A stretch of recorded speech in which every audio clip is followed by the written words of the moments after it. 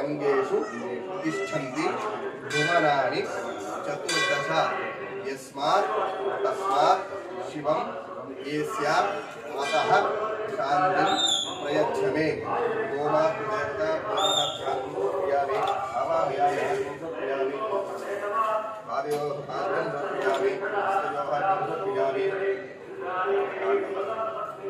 पादयोः पाद्यं समर्पयामि हस्तयोः अर्घ्यं समर्पयामि ते आत्मनेयं समर्पयामि राजपञ्चामृतस्नानं समर्पयामि क्रियाहीनो भक्तिहीनो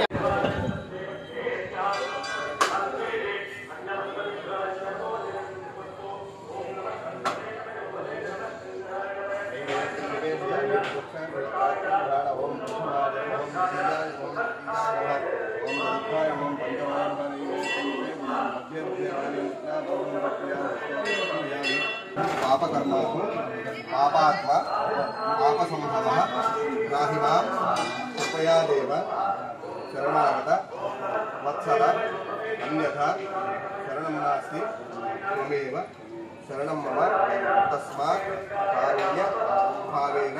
నమస్కారం. ఈరోజు శ్రావణ మాసం ప్రారంభమైంది. ఈ శ్రావణ మాస ప్రారంభం సందర్భంలో బోధనలో చక్రేశ్వరాలయ సమీపంలో గత 18-19 సంవత్సరాలుగా గోశాల నిర్వహిస్తూ ఉన్నారు. శివాలయానికి వెళ్ళి స్వామిని సందర్శించుకోవడం జరిగింది. అట్లాగే గోపూజలో పాల్గొనడం జరిగింది.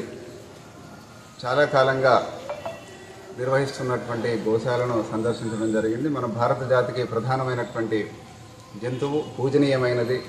మొత్తం 33 కోట్ల దేవతలు కూడా గోవులో ఉంటారనేది మన శాస్త్రాలు, ఇతిహాసాలు చెబుతున్నాయి. వీళ్ళు సంస్థ వారు చాలా కష్టపడి శ్రమ కోర్చి ఆర్థిక భారాన్ని కూడా భరిస్తూ గోశాలను నిర్వహించడం జరిగింది. అట్లా గోశాలను సందర్శించడం జరిగింది. చాలా ఆనందదాయకంగా ఉంది.